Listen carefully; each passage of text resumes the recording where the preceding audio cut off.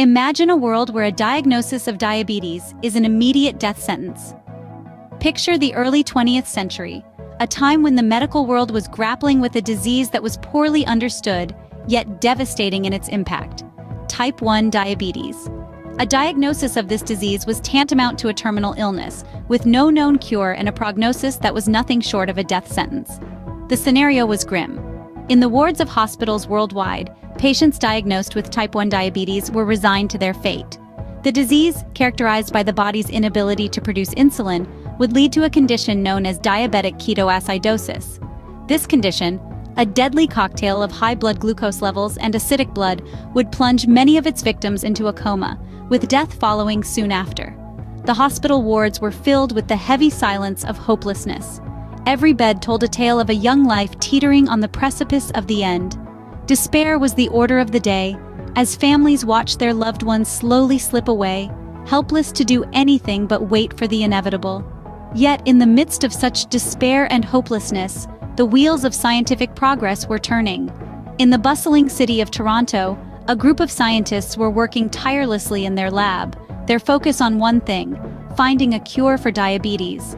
As they pored over their research, little did they know that they were on the cusp of a discovery that would change the face of medicine forever. The year was 1922, and the place was the General Hospital of Toronto. Here, a glimmer of hope pierced the darkness that had settled over the wards. A refined extract of insulin, the product of countless hours of research and experimentation, was ready for its first real-world test. The stage was set for a miracle. The scientists entered the wards, syringes in hand, ready to administer the insulin extract to the children lying comatose in their beds. The air was thick with anticipation, a stark contrast to the despair that had been omnipresent just hours before. The scene was set for a miracle, and it arrived in the form of a groundbreaking scientific discovery. In the bleak wards of the General Hospital of Toronto, a beacon of hope emerged. In the year 1922, a group of scientists, led by Frederick Banting and Charles Best, dared to challenge the status quo. They stepped into the wards where children weakened by type 1 diabetes lay in their beds, their lives hanging by a thread. A chilling silence filled the air, each bed cradling a child in the clutches of diabetic ketoacidosis. Many of them teetered on the edge of consciousness, their bodies succumbing to the relentless disease. Death, it seemed, was waiting patiently at their bedside, but the scientists brought with them a glimmer of hope, a potential lifeline. In their hands, they held a purified extract of insulin. With an air of determination and an undercurrent of anticipation, they began administering this newfound weapon against the merciless disease. As the last child received their dose, the ward held its breath. Then, something remarkable happened. The first child to receive the insulin began to stir. Their small body, once gripped by an unshakable coma, started to awaken. A sigh of relief rippled through the ward as the child slowly opened their eyes, their body reclaiming the vitality it once possessed. One by one, the children followed suit. The ward, once filled with an oppressive air of hopelessness, transformed into a scene of jubilation. Families and doctors alike watched in awe as each child emerged from their coma, the looming specter of death retreating into the shadows. The miracle didn't end there. The scientists responsible for this life-altering discovery were Frederick Banting and Charles Best. They were supported by John McLeod and the crucial collaboration of James Collip, who played a significant role in the purification of insulin. This discovery didn't just alter the course of diabetes treatment, it marked a significant milestone in the history of modern medicine, shining a light on the potential of scientific innovation. Their groundbreaking work didn't go unnoticed. In 1923, Banting and McLeod were honored with the prestigious Nobel Prize. Banting, only 32 years old at the time, insisted on sharing half of the prize money with Best, his 24-year-old assistant. In an act of remarkable integrity, Banting sold the insulin patent to the University of Toronto for a mere $1. He rejected any personal profit from the discovery, understanding the profound impact it could have on the world. As he famously stated, "Insulin does not belong to me, it belongs to the world." The discovery of insulin by Frederick Banting and Charles Best, supported by John McLeod and James Collip, marked a turning point in the history of medicine. The miracle that unfolded in the General Hospital of Toronto didn't just save the lives of those children. It paved the way for a future where diabetes was no longer a death sentence, but a manageable condition. the miracle discovery did not just change the fate of the children in that ward, it revolutionized modern medicine. The aftermath of this breakthrough was monumental. The impact was immediate and far-reaching, extending well beyond the corridors of Toronto's General Hospital. In the following year, 1923, Frederick Banting and John MacLeod were recognized with the Nobel Prize in Physiology or Medicine for their work.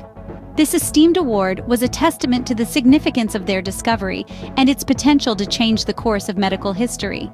But the story didn't end there. Banting, who was only 32 years old at the time, insisted on sharing half of his Nobel Prize money with Charles Best, his young assistant, who was merely 24. This was a strong statement of his character, demonstrating his belief in team effort and the recognition of the contributions of others. But Banting's magnanimity didn't stop there. In a move that was unheard of then and is still rare today, Banting sold the patent for insulin to the University of Toronto for just $1. His motivation? He firmly believed that his discovery had the potential to save countless lives, and he wanted to ensure that insulin would be accessible to all who needed it. "Insulin does not belong to me, it belongs to the world," he declared. This statement was not just a noble sentiment, it was a radical act of altruism. Banting chose to forego personal profit for the greater good. He understood the profound implications of his discovery and wanted to ensure that it was not restricted by financial barriers. He wanted insulin to be a beacon of hope for the millions affected by diabetes, not a commodity to be traded for profit. This decision was more than just a personal sacrifice. It was a powerful statement about the role of medicine in society. Banting's actions challenged the norm and set a new standard for how medical breakthroughs should be handled. His belief in universal access to medical advances was groundbreaking. It was a principle that was ahead of its time and one that continues to shape the medical world today. Banting's legacy is not just about the discovery of insulin. It's about the values he embodied and the principles he stood for. His actions serve as a reminder of the importance of putting patients before profit, of ensuring that life-saving treatments are accessible to all, regardless of their economic status. Today, we continue to strive towards these ideals, as we work towards making healthcare more equitable and accessible. The story of insulin is not just about a medical breakthrough, it's about a shift in mindset, a reimagining of what medicine can and should be. This act of altruism set a precedent for universal access to essential medical advances, a principle that continues to shape the medical world today. But what does this story, this journey from despair to hope, truly signify? The discovery of insulin was a monumental turning point in the history of medical science. Before this breakthrough, a diagnosis of type 1 diabetes was essentially a death sentence. Insulin transformed it from an incurable, fatal disease into a manageable condition. It opened up a world of possibilities for patients who once had no hope and gave them the chance to lead full, productive lives. But the significance of this discovery extends far beyond the treatment of diabetes. It laid the foundation for understanding the role of hormones in the body, paving the way for numerous medical advancements in endocrinology and beyond. It also established a new standard for scientific collaboration, with Banting, Best, MacLeod, and Collip each playing a crucial role in making the impossible possible. The actions of Banting and his team also made a profound impact on the ethics of medical research, setting a precedent for the accessibility of medical advances. Banting's decision to sell the insulin patent to the University of Toronto for a mere $1 was a revolutionary act. It was more than a gesture of goodwill. It was a statement that life-saving medical discoveries should not be monopolized for profit, but should be accessible to all who need them.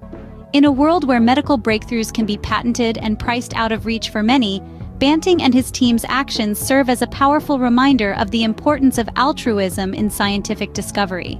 Their approach was not driven by personal gain, but by the desire to alleviate human suffering and save lives. Their story also serves as an inspiration to current and future scientists, reminding them of the potential they hold in their hands. With dedication, collaboration, and a commitment to the greater good, they too can make significant contributions to the world. The discovery of insulin is not just a story of scientific breakthrough, it's a testament to the power of altruism and the enduring potential of mankind to make miracles happen.